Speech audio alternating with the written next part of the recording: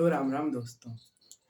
तो मैं आज आपको class 10th chapter number 10 light, जो कि फिजिक्स का पहला चैप्टर है, उसकी बात करेंगे। उसका नाम है light, reflection and refraction. This is the most important chapter in the physics and also electricity are and all some chapter are और वेरी इंपॉर्टेंट। तो मैंने केमिकल रिएक्शन एंड इक्वेशन, पहला चैप्टर केमिस्ट्री का, मैंने पहले उस पर सेशन ला दिए हैं और मैंने मैथ के चैप्टर भी उनके सेशन भी लाया हूँ और आगे हम बायोलॉजी के भी लाएंगे। तो हम आज शुरुआत करेंगे एक नए chapter light, reflection and refraction. Reflection and refraction दोनों अलग अलग वर्ड हैं। रिफ्लेक्शन फ्लैक और रिफ्रैक्ट फ्रैक। तो ये लाइट की फिनोमेना से, लाइट होती क्या है, लाइट है क्या, उसकी स्पीड क्या है, ये सब इसमें बात करेंगे। इसमें most important topic refractive index और भी जो कंडीशंस हैं। तो हम कुछ शुभ काम करने से पहले श्री गणेश का नाम लेते हैं। तो जय श्री गणेशाय नमः। तो गणेश भगवान की जय। और विद्या की बात करते हैं तो हम सरस्वती माँ को पूछते हैं। तो जय सरस्वती मैया। तो आज मैं आपको लाइट बताऊंगा, लाइट होती क्या है, कैसे है, किस उसकी स्पीड क्या है। भाई मैं आपको स्क्रीन को देख पा रहा हूँ, आपको नहीं देख पा रहा हूँ। मैं स्क्रीन को देख पा रहा हूँ, आप मुझे देख पा रहे हैं। हर एक बच्चा मुझे देख पा रहा है।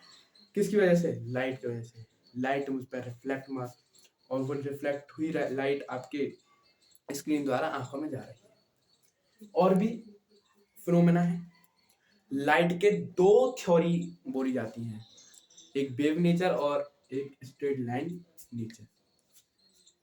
तो यह दोनों क्या कहती हैं? पहले लाइट, लाइट होती क्या भाई? लाइट एक ऐसी थिंग, एक मोस्ट इंपॉर्टेंट थिंग है। जो हमारे हमारे ट्रीज होते हैं, उनके लिए, हमारे लिए, सबके लिए। अब देखते हैं होती क्या है लाइट। रिफ्लेक्शन, रिफ्रैक्शन के दो लॉज हैं, उसको हम देखते हैं। पहले लाइट के बारे में। लाइट को हम, लाइट की स्पीड क्या है, हम बेसिक बातें जानेंगे पहले। लाइट, लाइट बेसिक बात है। चलो बेसिक बातें जानते हैं, स्पीड छोड़ो। स्पीड तो अल्ट्रा पहुंच गई। पहले लाइट के बारे में। लाइट होती क्या है भाई? लाइट देखो, दो मैंने अभी आपको नेचर बताए थे, स्ट्रेट लाइन नेचर और वेव नेचर। तो आपके में स्ट्रेट लाइन नेचर है। क्यों है स्ट्रेट लाइन नेचर? होता क्या है? देखो, आपने देखा होगा कोई ट्री है, कोई ट्री है, अगर आसपास कोई स्मोक है, कोई स्मोक है और जब लाइट उस पर आती है तो आपको स्ट्रेट लाइन दिखती है। स्ट्रेट लाइन दिखती है कि लाइट मतलब छन जाती है उसमें, एक तरह से पास होती है जब ट्री में से, तो हमको स्मोक के द्वारा हमको साफ साफ दिखती है कि लाइट जो है स्ट्रेट लाइन में जा रही है। आपने देखा होगा क्लाउड, जब क्लाउड थोड़े से होते हैं और जब लाइट होती है तो हम रिफ्लेक्शन होता है तो हमको दिखता है कि वहां पे स्ट्रेट लाइन की, कुछ स्ट्रेट लाइन बन रही है लाइट की। तो हम इससे कह सकते हैं कि लाइट स्ट्रेट लाइन में चलती है। और स्ट्रेट लाइन में चलने का मतलब है कि वो स्ट्रेट स्ट्रेट में होती है। अब देख सकते हैं, अब डायरेक्ट। अब लेकिन वेव नेचर क्यों कहते हैं वेव नेचर? अब यहाँ पे मैं वॉल्स के पीछे हूँ, वॉल्स के पीछे यहाँ पे डायरेक्ट लाइट तो नहीं आ रही, इसलिए हम उसको वेव नेचर कहते हैं। वेव नेचर क्लास 10th में नहीं है, स्ट्रेट लाइन नेचर है। तो लाइट, इसकी स्पीड क्या है? पहले स्ट्रेट लाइन नेचर में इसको, पार्टिकल को, लाइट के पार्टिकल को हम फोटोन कहते हैं। Particle of light is called photon। Straight line theory में हम जो लाइट का पार्टिकल हैं उनको फोटोन बोलते हैं, और वेव थ्योरी में उनको हम क्वांटम बोलते हैं। उसको हम बाद में बात करेंगे, लेकिन हम फोटोन कहते हैं, ठीक है, क्योंकि हमारे में स्ट्रेट लाइन है। तो हम इसकी बात करेंगे। तो स्पीड, स्पीड ऑफ लाइट क्या है, ये रिफ्रैक्टिंग इंडेक्स में बहुत यूज होने वाली है। Speed of light in vacuum and air 3 lakh kilometre पर सेकेंड। ठीक है, जो स्पीड है वैक्यूम और एयर में लाइट की वो 3 लाख किलोमीटर पर सेकेंड है। इसको हम मीटर पर सेकेंड में करेंगे तो 3, 6, 7, 8 मीटर पर सेकेंड, क्योंकि हमें मीटर पर सेकंड में सब न्यूमेरिकल मीटर पर सेकंड में ही करने हैं, क्योंकि वहां पे सिंपली जब हम देखते हैं किलोमीटर पर आर हमें दिखता है, जब हम स्पीड को देखते हैं तो ऐसे होती है, किलोमीटर पर आर होता है, मीटर पर सेकंड होता है, लेकिन यहाँ पे तो चक्कर है, यहाँ पे किलोमीटर है और यहाँ पे सेकंड है, तो हमको एक होता है ना, एक फील में चलना होता है, नेचर में। यहाँ पे किलोमीटर पर सेकंड थोड़ा और बनावट लग रहा है, तो मीटर पर सेकंड में इसको हम शॉर्ट कर लेंगे तो 3 × 10⁸ मीटर पर सेकंड 8। ठीक है, तो स्पीड ऑफ लाइट और बेसिक बात है खत्म। अब देखो, जो फोटोन है, जो पार्टिकल ऑफ लाइट है, अगर वो एक साथ जुट होकर सीधे चलें तो हम उसको बोलेंगे लाइट रे। अगर हम रेज को एक साथ डालें किसी पे तो वो बीम ऑफ लाइट बन जाती है। तो ये बेसिक बातें खत्म। और इसकी जो लाइट, अब देखो लाइट, अब हम रिफ्लेक्शन की बात करेंगे। ठीक है, लाइट के रिफ्लेक्शन की हमें 2 टॉपिक पढ़ने हैं most, reflection and refraction. Reflection में क्या होता है, देखो रिफ्लेक्शन कहाँ होता है, पहले रिफ्लेक्शन का मतलब समझो, bouncing back of the light. अब देखो कोई ऑब्जेक्ट है, पहले सुनो रिफ्लेक्शन होता क्या है। रिफ्लेक्शन होता क्या है, देखो रिफ्लेक्शन वो होता है, किसी कोई ऑब्जेक्ट है, वो शाइनिंग और स्मूथ सरफेस है उसकी, तो जब लाइट आती है इंसिडेंट रे लेकर तो वो रिफ्लेक्ट हो जाती है। देखो बाउंस हो जाती है, कोई सरफेस है। देखो पहले रिफ्लेक्शन होता कहाँ है, पहला शाइनिंग एंड स्मूथ सरफेस, इस पर मोस्ट रिफ्लेक्शन होगा, अच्छी तरह से रिफ्लेक्शन होगा। आपने देखा होगा जो मिरर हैं वो स्मूथ होते हैं और शाइनिंग होते हैं। ये ब्लैक बोर्ड स्मूथ भी है और शाइनिंग भी कर रहा है, इसकी वजह से आपको यहाँ पे रिफ्लेक्शन भी मिल जाएगा। अब देखते हैं, देखो हमने देखा सरफेस क्या होना चाहिए, स्मूथ और शाइनिंग। अब कोई लाइट आई, मान लो ऐसे आई और रिफ्लेक्ट हो गई, मतलब बाउंस बैक कर गई, यहाँ पे रिफ्लेक्शन हो गया, यहाँ पे एक नॉर्मल होता है। अब देखो ये स्मूथ और शाइनिंग सरफेस है, क्योंकि लाइट जो है रिफ्लेक्ट वही करती है जिसकी सरफेस शाइनिंग और स्मूथ होगी, ओपेक पे नहीं होगी। देखो ओपेक क्या है, जैसे आपके जो घर है उसमें वॉल्स हैं, दीवारें हैं, वो ओपेक है, जहां पर लाइट पास नहीं करती, अगर आप अपने रूम की सभी खिड़कियों को बंद कर दो तो आपको लाइट नहीं दिखेगी दिन के वक्त भी। इसलिए जो इससे प्रूफ होता है कि जो आपकी वॉल्स हैं वो ओपेक है। ट्रांसपेरेंट क्या होता है, ट्रांसपेरेंट जिसके आर पार हमें दिखे और लाइट आर पार निकल जाए।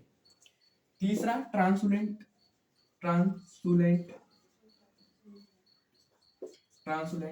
देखो ओपेक, नॉट विजिबल, ठीक है। ट्रांसपेरेंट, मोस्ट विजिबल, ठीक है। हाईली विजिबल लिख देते हैं, हाईली, और इसको देखते हैं proper, not proper visible,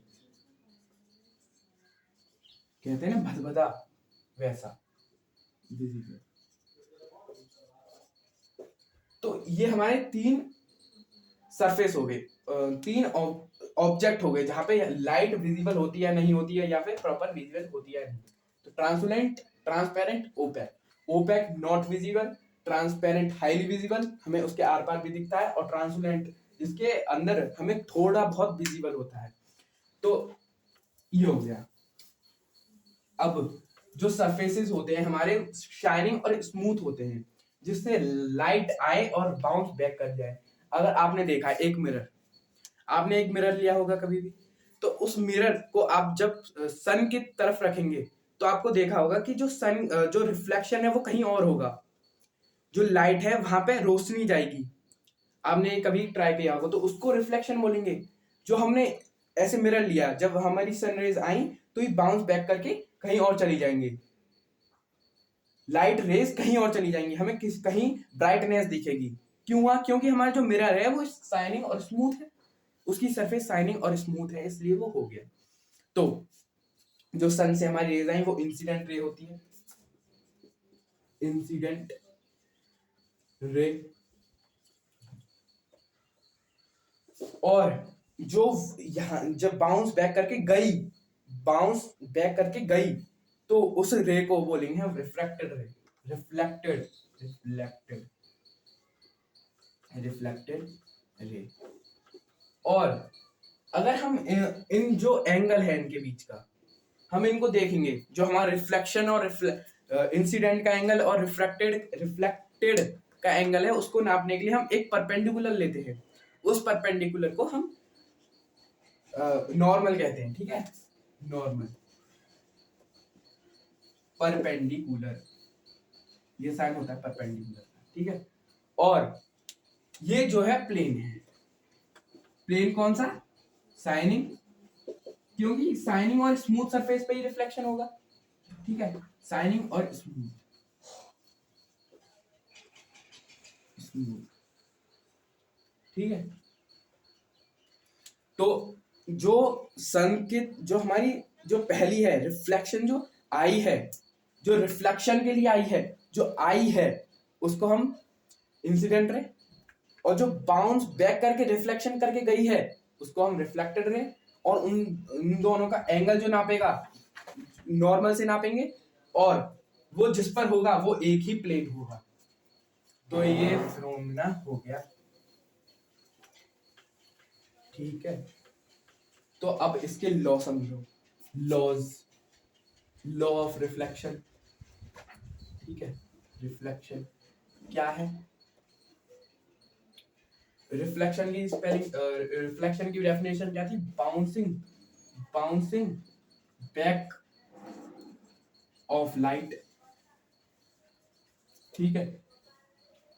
incident मैंने आपको बता दिया, और रिफ्लेक्टेड रे आपको बता दिया। रिफ्लेक्टेड रे वो होती हैं जो कि रिफ्लेक्शन के बाद चली जाती हैं, और इंसिडेंट वो जो कि रिफ्लेक्शन करने के लिए आती हैं, ठीक है। नॉर्मल जो कि एंगल नापने के लिए होता है, मेजरमेंट के लिए नापते हैं हम उसको नॉर्मल, वो रे नहीं है, उसको सिर्फ मेजरमेंट के लिए देते हैं।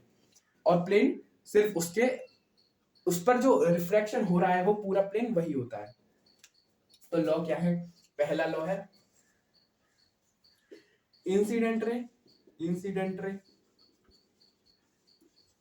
Normal and reflected, reflected, reflected ray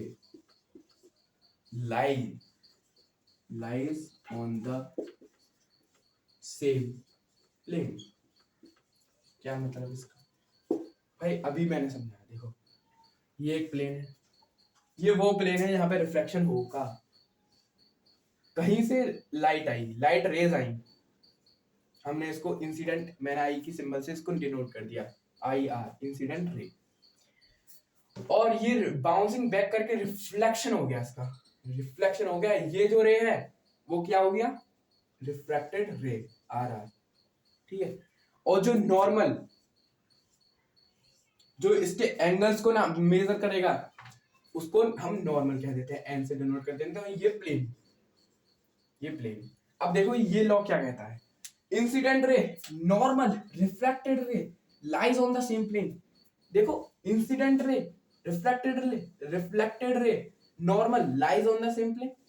भाई ये जो तीन चीजें हैं, इंसिडेंट रे, रिफ्लेक्टेड रे और नॉर्मल, एक ही प्लेन पे लाई करती है। भाई दिख रहा है, जब मिरर पर इंसिडेंट रे गिरेंगी तो उस प्लेन पर इंसिडेंट रे होगी, लाई करेगी, रिफ्लेक्टेड रे उस पर ही लाई करेगी और नॉर्मल जो उसका मेजरमेंट है उस पर ही लाई करेगा। तो ये लॉ ये कहता है कि जो इंसिडेंट रे, रिफ्लेक्टेड रे और नॉर्मल है वो एक ही प्लेन पर लाई करेंगे।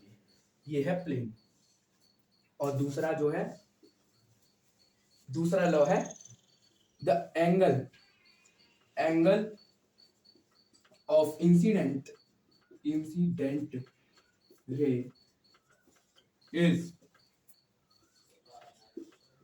Equal to angle of reflected ray. समझे? जो एंगल आई है, अभी मैं बताता हूँ, एंगल आर के बराबर है। जो एंगल, ये जो एंगल है, मैंने बोला नॉर्मल सिर्फ मेजरमेंट के लिए, तो इसको हम एंगल को नापेंगे कैसे? जब हम कंपास ऐसे रखेंगे तो हम यहाँ पे पॉइंट रखेंगे तो हम आराम से नाप लेंगे कि जो एंगल आई है वो क्या होगा। तो इसके बहुत से एक्सपेरिमेंट भी होंगे आपके स्कूल में, उससे आपको बेहतर समझ में आ जाएगा कि जो एंगल आई है वो एंगल आर के बराबर है। तो क्या, देखो, law of Newton, third law of Newton क्या कहता है? जब हम फोर्स लगाते हैं तो उतनी ही फोर्स हमारे हैंड पर लगती है, किसी ऑब्जेक्ट पर लगती है। मैं इस दीवार पर 10 न्यूटन का फोर्स लगाऊं तो ये मेरे हाथ पर 10 न्यूटन का फोर्स लगाएगा। ये थर्ड लॉ ऑफ न्यूटन है। तो इसके हिसाब से मेरे हाथ में उतना ही फोर्स लगी जितना मैंने उस पर लगाया। ऐसे ही जितनी एंगल से इंसिडेंट रे आई उतने ही एंगल से रिफ्रैक्टेड रे चली गई। तो ये लॉ है। ऐसी मास ऑफ कंजर्वेशन, भाई जितना रिएक्टेंट होगा उतना ही प्रोडक्ट होगा। Mass of reactant is to mass of product. क्यों? जितना हम लाएंगे उतना ही तो होगा। जैसे जितनी न्यूटन की फोर्स रहेगा उतनी न्यूटन की फोर्स मेरे हाथ पे लगेगी, न्यूटन का थर्ड लॉ ऑफ मोशन। तो ये ऐसा ही, जितने एंगल पे लाइट आई उतने एंगल पर रिफ्लेक्ट हो गई। तो ये है। तो अगर आपको लॉ ऑफ रिफ्लेक्शन कोई एग्जाम में पूछे तो आप ये दो स्टेटमेंट और ये वाला डायग्राम बना देंगे तो आपको नंबर मिल जाएगा। तो रिफ्लेक्शन हो गया। आगे, और रिफ्लेक्शन ऑन रिफ्लेक्शन अपर से रिफ्लेक्शन, लाइट रिफ्लेक्शन, मैंने इसका रिफ्लेक्शन बता दिया। रिफ्लेक्शन आप देखते हैं स्ट्रेट मिरर पर या फिर प्लेन मिरर पर, ठीक है, जो कि स्ट्रेट होता है। प्लेन मिरर, स्फेरिकल नहीं, प्लेन। तो reflection on the plane mirror. Plane mirror कौन से होते हैं? जो आपके घर में लगे होते हैं, ठीक है। तो रिफ्लेक्शन पहली, जैसे ये आपका मिरर है जो घर में लगे होते हैं नॉर्मली, वही ये प्लेन मिरर है। प्लेन मिरर, अगर प्लेन मिरर के सामने खड़ा हूं, जैसे ये है, जैसे मैंने बनाया बी, तो क्या हम जो अंदर शीशे के अंदर हम देखते हैं कि वो भी उतनी ही डिस्टेंस पर होगा जितनी डिस्टेंस पर हम खड़े हैं मिरर के। और जितनी साइज का हम होंगे, भाई मैं जब मिरर में देखता हूं तो मेरी हाइट जितनी है उतनी ही मुझे मिरर में दिखती है। प्लेन मिरर की बात कर रहा हूं। और जितनी डिस्टेंस में मैं मिरर से दूर हूं उतनी ही डिस्टेंस पे अंदर जो इमेज बन रही है वो भी उतनी ही डिस्टेंस पर दूरी रखेगी। तो ये बात क्लियर हुई, हाइट भी सेम हुई। और जो मेरी इमेज है, हाँ, ये जो इमेज है वो उल्टी, इन्वर्टेड, इसको बोलते हैं लेटरल इन्वर्जन, ठीक है। अब देखो हमें पहली चीज क्या मिली, size of object and image are same, ठीक है। यह पहली हमें ऑब्जर्व हुआ। दूसरा, सेम डिस्टेंस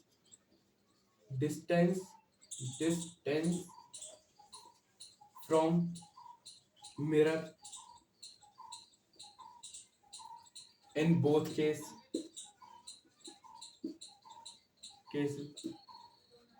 तीसरा, जो हमारी जो इमेज है, अगर मैं देखूं, मैं उस पर कोई भी वर्ड लिखूं, तो देखो मैंने ये वाला हैंड उठाया तो उसका जो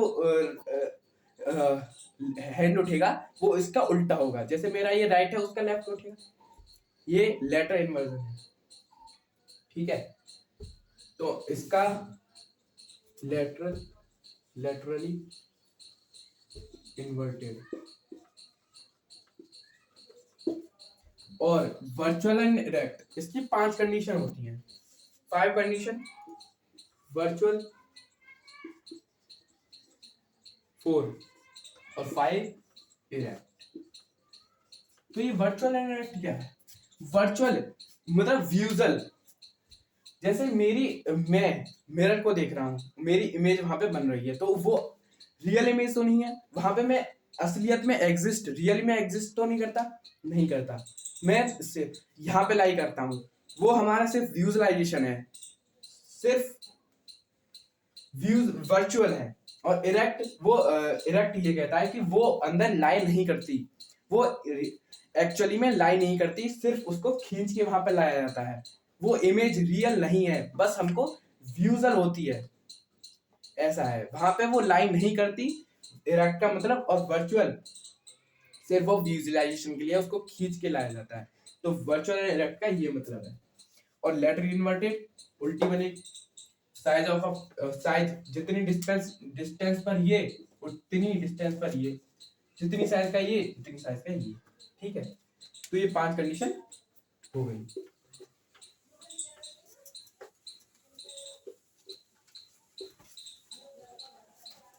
तो रिफ्लेक्शन के जो लॉज बताए हैं उस पर बहुत से क्वेश्चन होते हैं। तो इसके जो क्वेश्चन है, जो अब मैं क्वेश्चन कराऊंगा, जैसे ये है, अब ये नॉर्मल, अब ये बताओ, ये परपेंडिकुलर, तो ये 90 का बताएगा, ठीक है। ये जो इंसिडेंट रे है, इंसिडेंट रे, रिफ्लेक्टर रे और नॉर्मल, ये नॉर्मल मेजरमेंट के लिए, इंसिडेंट रे I45 के लिए, तो ये 45, ये बेसिक से वो बता रहा हूँ, जो लॉज की प्रूफ दे रहा हूँ। और 45 ये, तो 45 ये, क्योंकि 90 है, ये भी 45। तो इससे हम क्वेश्चन करूंगा। क्वेश्चन है, क्वेश्चन, ठीक है, नॉर्मल क्वेश्चन है, ये एंगल हमारा 40 डिग्री है, तो हमारा ये वाला एंगल कितना होगा, ये आपको बताना है। तो इसका बेसिक जो हमारे लॉज हैं वो लगेंगे, angle I to angle R, और ये 90 का है, ये 90 का है, तो हम इसको कैसे निकालेंगे, 90 माइनस 40, 50। तो ये वाला जो एंगल है, ये वाला 50 हो गया, और सिंपली हमें ये वाला एंगल मिल जाएगा, क्योंकि लॉज ऑफ रिफ्लेक्शन से हमें पता है एंगल I 50 है, 50 डिग्री, तो एंगल R भी 50 डिग्री होगा। इस तरह से हम इसको देखेंगे, ठीक है। तो ये सेशन अब मैं यहीं कंप्लीट करता हूँ। आगे मैं आपको और बेसिक लेक्चर के साथ मिलूंगा, और अभी बेसिक आगे मैं कंडीशन बताऊंगा दूसरे लेक्चर में। तो धन्यवाद, मैं आपको मिलता हूँ अगली लेक्चर में।